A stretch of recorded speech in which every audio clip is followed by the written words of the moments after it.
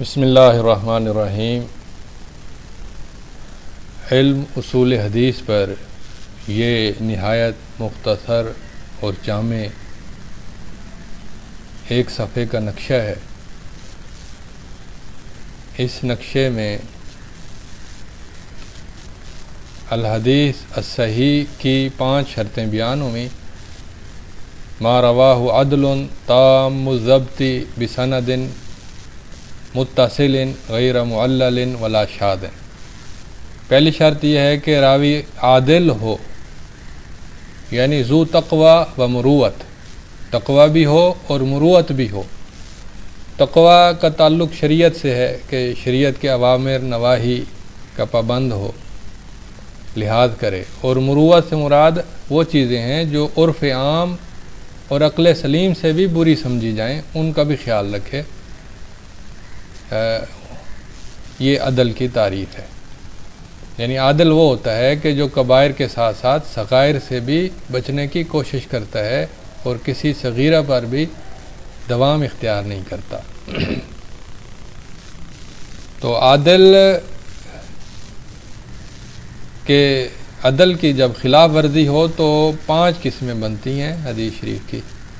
یعنی جب راوی کی عدالت میں طعن ہو تو یا تو وہ اللہ کے رسول پر اس نے جھوٹ بولا ہوگا اور اس کا جھوٹ بولنا ثابت ہو چکا ہوگا، تو جب ایک دفعہ ثابت ہو جائے تو وہ اس کی ساری حدیثیں موضوعات کہلاتی ہیں۔ اگر عام پبلک لائف میں، عام زندگی میں اس نے دنیاوی امور میں ایک دفعہ جھوٹ بولا تو شک پیدا ہوا کہ جو عام زندگی میں دنیاوی معاملات میں جھوٹ بول سکتا ہے تو وہ نبی صلی اللہ علیہ وسلم پر بھی بول سکتا ہے، تو اس پر تہمت الکذب کا امکان پیدا ہوا، تو وہ اس کی حدیث متروک کہلاتی ہے۔ متروک بھی ضعیف ہوتی ہے۔ اور جو فاسق ہو، یعنی جھوٹ نہ بولے، مثلا شراب پیے اور اس طرح سے اس سے چوری سرزد ہو جائے یا کوئی اور بڑا گناہ، اس کو فجور ہوں، تو پھر اس کی حدیث کو ضعیف کہتے ہیں۔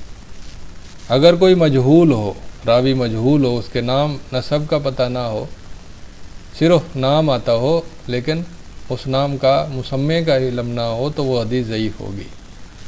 اگر راوی کے اندر بدعت ہو، اگر تو بدعت مکفرہ ہے تو روایت قبول نہیں کریں گے، اور اگر مکفرہ نہیں ہے، مفسقہ ہے اور بدعتی صادق ہے اور اس کی روایت بدعت کی تائید میں بھی نہیں ہے، تو پھر اسے لے لیں گے۔ تو یہ عادل کی تشریح تھی۔ دوسری شرط ہے کہ تام و ضبط ہو۔ ضبط کا مطلب ہے ذو حفظ متقن،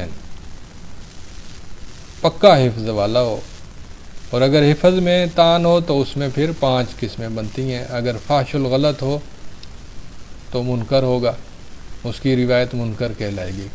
فحش الغلط وہ ہے جو علم کے بیان میں کثرت سے خطا کرے، حدیث کی روایت اور ادا میں کثرت سے خطا کرے۔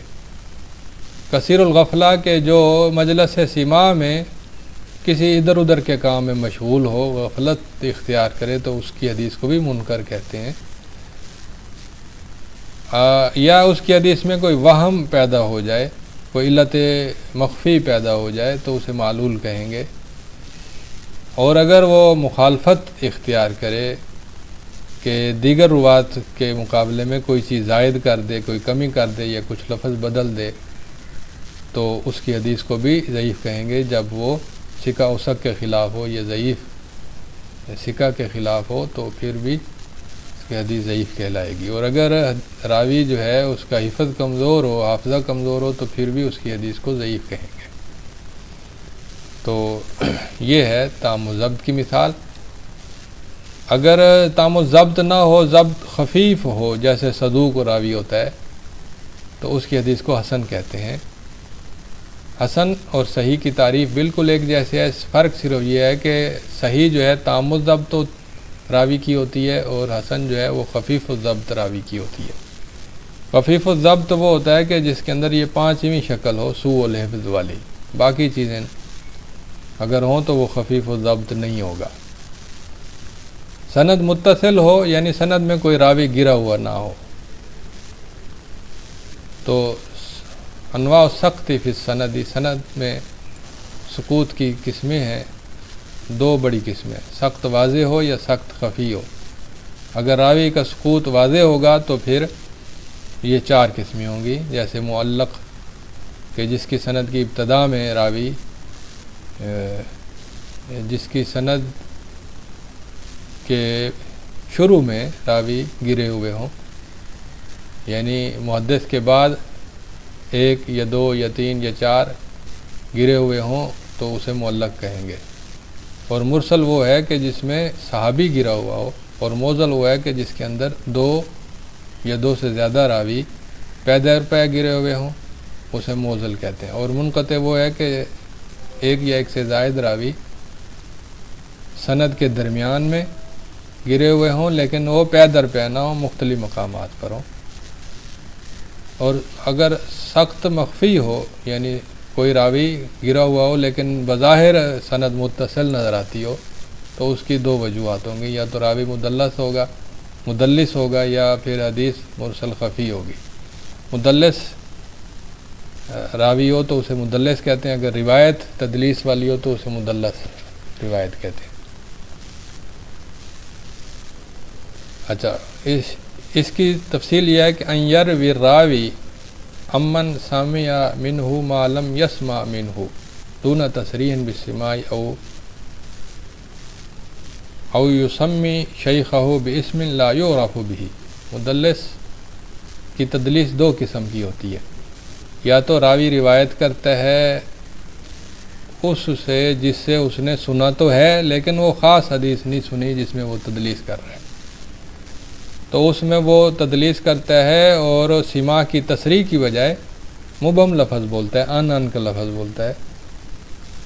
یہ ایک شکل ہو گئی تدلیس کی. دوسری شکل یہ ہے کہ وہ شیخ کا ایسا نام لیتا ہے کہ جس نام کے ساتھ وہ معروف نہیں ہوتا، تو وہ شیخ چونکہ کمزور ہوتا ہے یا کوئی اس میں وجہ ہوتی ہے تو وہ پھر اس کا نام غیر معروف لے لیتا ہے.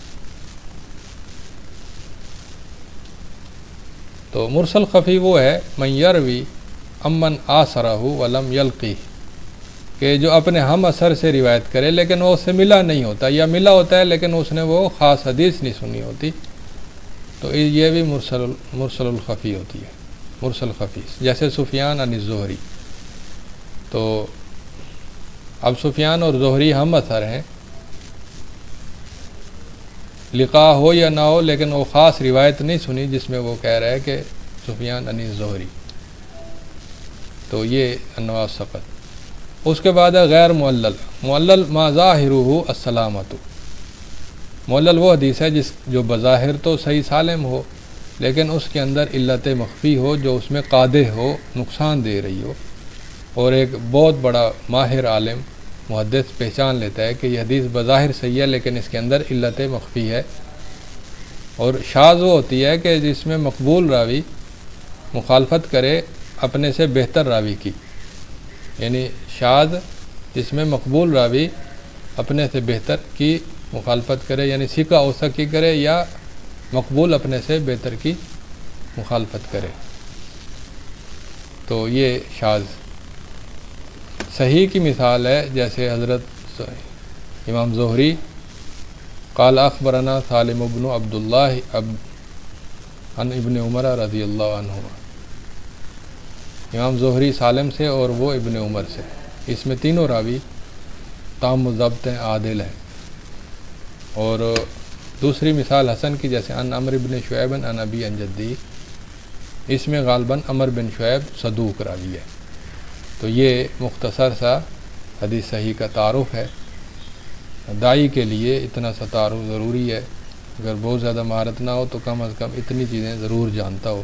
السلام علیکم ورحمۃ اللہ وبرکاتہ.